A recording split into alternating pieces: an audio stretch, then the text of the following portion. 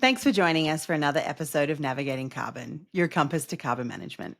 As always, I'm your host, Deb Ryan, and this week on the podcast, I was joined by Sarah Derdowski from the National Renewable Energy Lab, or NREL. Sarah is the Program Manager for the Wells Fargo Innovation Incubator and Entrepreneurship Center. Sarah and I discuss what NREL is doing to help clean energy technologies go from idea through pilot to development and finally to scale and adoption in industry, and how the centre is helping these entrepreneurs build their company through developing the right networks, both in terms of funding for their projects and connection to industry for their solutions. I've included a number of links and references in the show notes below. There's information about the centre, information about the Industry Growth Forum, which connects investors and the technology. I've included some information about the incubator and all the different companies that are in the program. And finally, if you yourself are interested or have an idea that's ready for commercialization, there's a link to inquire more about the program. If you enjoy our conversation, please make sure you like the episode. And as always, to stay on top of all upcoming episodes, please make sure that you subscribe to the channel. But for now, sit back and enjoy my conversation with Sarah. Hi, and welcome to our next episode of Navigating Carbon podcast. And today I'm joined by Sarah Derdowski. Sarah, welcome. Thank you. Happy to be here. Yeah, great to have you here. So you currently work for one of the national labs that the acronym's NREL. Can you explain for everybody what that stands for and what NREL does? That would be great. I would be happy to. So NREL is the National Renewable Energy Lab. It's one of 17 national labs here in the U.S. We are the smallest lab, but interestingly enough, we are the lab that has the most external partnerships. And I think that's really important as we think of public-private partnership.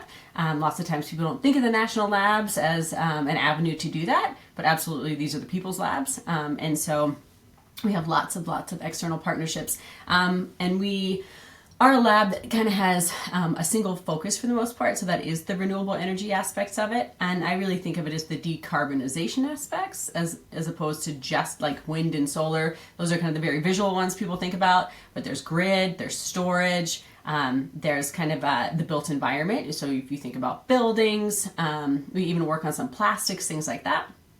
So it's really, when we say renewable energy, it's the full game. It's not like one type of energy. And the same thing when we work with our partners. We work on a variety of different things. We work with mining companies, oil and gas companies. We work with service companies, retail, whoever's trying to kind of work on that decarbonization aspect. Which is awesome. Like it covers, like you said, it just covers such a huge breadth of like the whole economy, not just any one sector and stuff like that, which is great. And Deb, I might add though, too, real quick, so the other interesting thing is we're the only national lab that has an innovation center. So none of the other national labs have that. NREL is really kind of unique in that way. And so that's where, we're working with new technology. And I know we'll talk about that, but I think it's important to note, even one of the embedded incubators in the lab, NREL runs and manages that, which is really nice. And so while we're on that, do you want to explain to folks, because you're very involved with the Wells Fargo Innovation Center, like, do you want to explain kind of how that works and exactly like what kind of work that it's doing and covering? Yeah. Well, I'm in the Innovation Center, which is great. And so I run and manage the Wells Fargo Innovation Incubator. IN2 is what we kind of call it, because that is a mouthful. And I am one of incubators in the Innovation Center. It's the largest incubator and the oldest, which is really exciting. 10 years running. And so what we do is kind of ideation to commercialization when you think of technology. And so in the energy environment, it's very exciting. So we have over 75 portfolio companies, so that kind of cross the gamut, mostly in that built environment space, and that includes like mobility. Again, been around 10 years, and we've recently kind of taken an expansion on where we're working with the corporate side. So we work from the right side, the demand side, as well as the supply side now, which is really exciting. We actually just wrapped that cohort. We had 10 phenomenal companies come in, and we'll be launching those awards shortly. But basically, it's non-dilutive capital that goes to them, that they get to invest and use in the lab. Same thing with my companies on this new track, non-dilutive capital with support for implementation with our NREL researchers. Which is really cool. And so I want to talk about some of the challenges, and I know you and I have talked about this in the past, of going, the idea to adoption, essentially, of new technologies. We know that a lot of these corporates, and the fact that you're bringing them in is really cool, are looking for, you know, solutions to decarbonize and quickly, but that gap between idea and being able to actually deploy is pretty significant. And this is where the work that you guys are doing is really critical. So can you talk about some of the challenges in that space when, you're screening these different types of innovations and ideas and some of that kind of stuff to even get the process started? Yes, it is a challenging world. I am always in awe of some of these startups that come through, and their optimism. Everyone has to be, and everyone's heard of the Valley of Death. There's a couple of valleys. I think we kind of talk about it's one, but it's not. There's the Valley of Death just on the technology, and then to prototype, and then the next stage, and trying to get to commercialization, and then adoption. There are so many challenges along the way. First is kind of the technology needs to be de-risked, right? And I think that's the biggest thing. And so that's why a lot of them are coming to the lab. We kind of de-risk that technology for them. They kind of get a certification saying like this works, this is real. We've tested it over and over in different environments. That helps them then when they're looking for additional funding, if they don't have it already. Or it helps them to get that prototype built so they can, kind of make it more to scale if it's smaller. And then from that de-risking portion of it, it's the financial piece that is really challenging. You look at markets now, they kind of go up and down. You think of investing in clean tech. And sometimes the investment should be there, but maybe the technology is before its time. So timing is also really key in some of these technologies being successful. Sometimes they sit on a shelf for a while and then they come back later because the market is right, the timing is right for them to get it to market. It could be easier, actually, to adopt simpler technologies, right? Drop-in replacements, things like that. Things where you don't need to do some retraining. It's not as complex. And that sounds silly, but workforces can be really a challenge, right? Thinking about rewiring how people think about things, how they do things, your subcontractors, then their subcontractors. If it is too challenging, it just won't be adopted. And I think the big thing for NREL and for IN2 is we don't just want to see it in the lab. We don't want to just see it go into one or two things as a pilot. We want to see it adopted, right? So adoption is really key here. And so we really try to work with them, and a lot of the startups that we work with are going to be those fixes that can be easily implemented, because those can happen now. And I think that's a really big important thing. Everyone is focused on deployment of technology, and we really need to have technology that people are going to use. You know what I mean? Yeah. Well, and again, like some of these companies that, are looking for these solutions, talking about that demand of the technologies and stuff like that, again, in order to, add these into their workflows or, put them in as part of a process and stuff, it needs to be easy rather than a complete rebuild on different infrastructure and stuff. So that's, are you seeing that same kind of conversation coming from the corporates and some of that kind of stuff as well? And that's really where this new IN2 track came from, is really trying to focus on what are those biggest barriers to adoption so we can help get over that hump from our expertise at NREL, but then just in general, how can we help solve this issue? The financial piece is certainly something we're working on in a different way. But what are those big hurdles? And really they are confidence, technology confidence, because lots of people knock on your door, is it real, is it not? The other one is what we call organizational dynamics, which is just a way to say culture change, as well as change management. So it's culture and change management. It's your basic change management. If anybody's been through some sort of software change within your company, that's a whole process. It's like a year or 2 years, and then training people to use the new software. I mean, sometimes bringing in a new tech to known processes and known companies is really hard, because it's that whole process that needs to happen. And then sometimes you need to get the buy-in from leadership, because why? Why are you doing it? Is this a business? Is this a culture piece? Is this to help retain talent? Why are we doing this? And so you might have to change some hearts and minds along the way too. Yeah. The culture piece, I think I'm curious as well, as part of the incubator, building the companies essentially that are developing, they've now they've got their idea and their certification of their technology. They maybe have a prototype and some of that kind of stuff. you talk about some of those valleys that startups and entrepreneurs kind of go through and things like that. Like, how are you, or is the lab working with those companies to really kind of get them through some of those valleys that, companies may sort of stumble on? So it's not just the technology and this idea, but it's actually, again, how do they structure a company? How do they go about, building something successful? Can you talk about how you help them along that Yeah. path? We try to stay in our zone for the most part, as much as possible. But when I mentioned all the partnerships we have, one thing I2 has, and actually the Innovation Center in general has, is we have a super extensive network of other incubators and accelerators. We recognize people are doing great work across the US, well, and Canada, in this space, right? And so we really want to support them. And so part of that is when we call for referrals, we are calling from folks who are going through other incubators at our kind of partner companies. So they're our channel partners. So 60 plus incubators and accelerators across the US.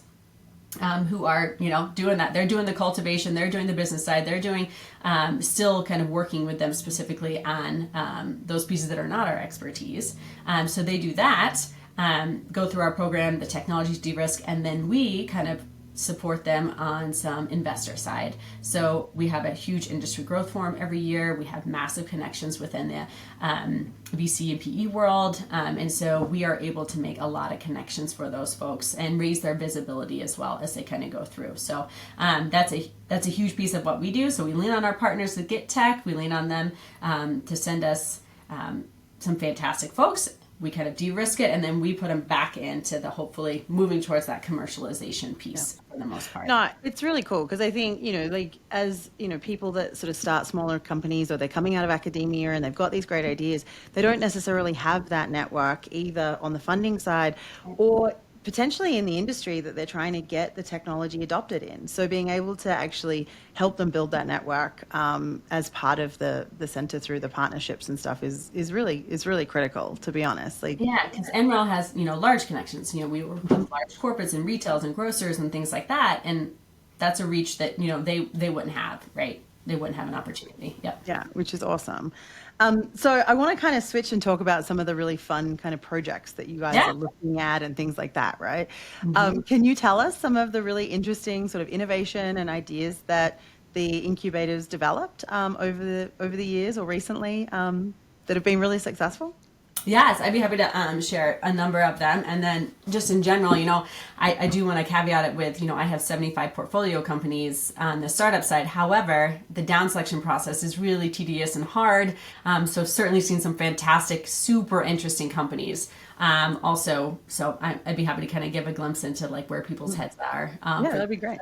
But as far as companies here, so we have so built environment is predominantly where we are, but we also used to do some ag tech as well. So that's kind of interesting.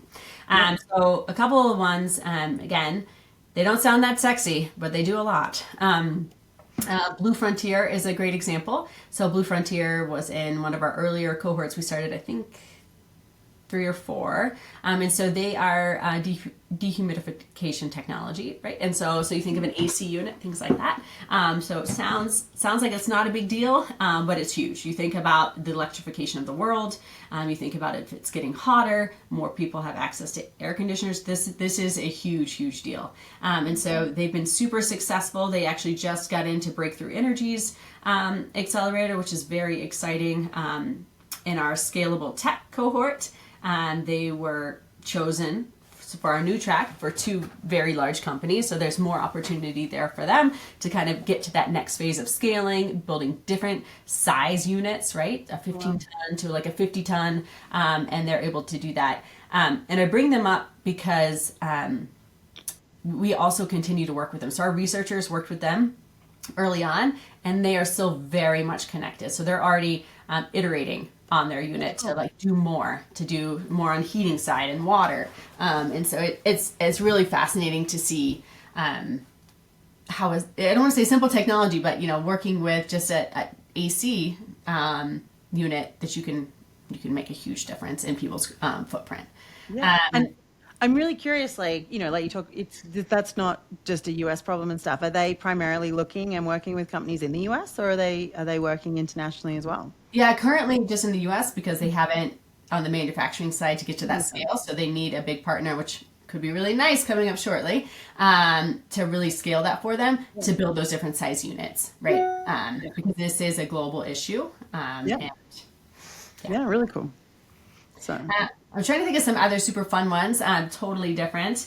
Well, I would say grid, because grid is complicated now, depending on where you live and what's going on. It's and in the U.S. it's a little archaic, and so some of the ways people can be resilient even within their own homes, and also get back to the grid is this new tech we just brought on, fantastic company Blip Energy, and so what they do is they have storage for you behind the meter, so it's for you, right? And so that's easy for you to use, you to access. And so it can be, and your appliances can be plugged right into it. And so that way it conserves, it knows, it also learns when they can like dial it back, not, and then kind of, it also stores a little bit of power to kind of give you power as well. So which is fantastic. It also can let, little pressure from the grid, right? It can relieve a little bit of pressure from the grid as well. So thinking about peak times and things like that. So really, really interesting technology. You think about it in multifamily homes, you think about it just for yourself, power outages, things like that. But then you also just have a better understanding of how much energy you're using and how it can be reduced, right? Because it can reduce it for you. So interesting way to approaching it from the consumer perspective with a physical unit. And it's really small, which is great. And so it seems like it's a very, again, technology that can be implemented very simply, not much training, things like that. And the service side, also thinking about that workforce piece, like it's a very easy thing to do. Software can be a little challenging sometimes to implement software, which is amazing and super helpful. But it can be really hard to implement sometimes. And I'm trying to think, we work with a lot of data centers, and we know that's the rage right now, data centers and AI and build. And I will say those companies are very engaged, as you've probably seen in the news, on how they can get more power. But the biggest thing is how can they be more flexible with the power that they have. And I think that piece is truly important. We have chips, you have all the different things, but how can they be flexible with the power they're already getting? Because you're not getting a transmission line anytime soon. And so a lot of that tech has to do with the HVAC instead of air cooling, liquid cooling. There's just a variety of technologies that can just really be implemented for them to reduce and put that money more towards building out that server space and stuff too. So. No, that's awesome. And like you said, just, it's potentially really sort of simple things, but the increase, find the efficiency in systems or, allow things to run with a lower footprint, which is awesome. So, so as we kind of get to the end, I'm really curious, like what's coming up next for you guys with the incubator, and what are you excited about on the horizon in terms of this space? Yeah, well, it's been exciting, very exciting for startup technology. Kind of seeing, I will say, like the trends. It seems that technology is being picked up right now. It seems to be in that resilience piece of it, and you can take that in a lot of different ways. Whether it's storage in your own home, storage on the broader grid scale, but that building resiliency is a really kind of focus or trend. It seems like is coming out.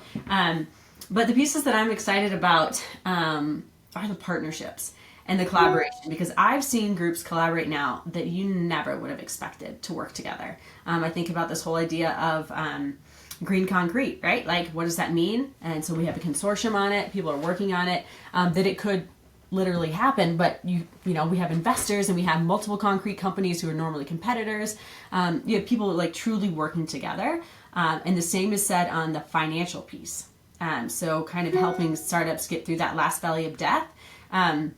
The financial piece, people are collaborating more to help kind of put out more standards as well to help startups make that jump, that stair step. And that has never happened. And so it feels like there's some momentum there for people to work together because everyone is focused on deployment of that technology. And so that's super hopeful in a lot of ways for a lot of tech to actually make it and get to market. But it also just means people are kind of aligned in their thinking. And so I'm really excited about that. Yeah, and I'm finally super excited that corporates are getting in the game, right? So they see the value in this and they're getting in the game because it's not a premium on anything. They know this innovation is going to help their bottom line too. Yeah, which is cool because I think, when companies can see the economic benefit, it's not just then because of emissions and things like that as well, it can actually fit into their workflow and things really easily, and into their existing infrastructure and stuff. So it's easier to get that adoption and scale and really support these technologies, which is great. So awesome. Well, Sarah, thank you so much for a bit of a look under the hood today about what's going on with the incubator at NREL, and really appreciate your time. Yeah, thanks so much. Great.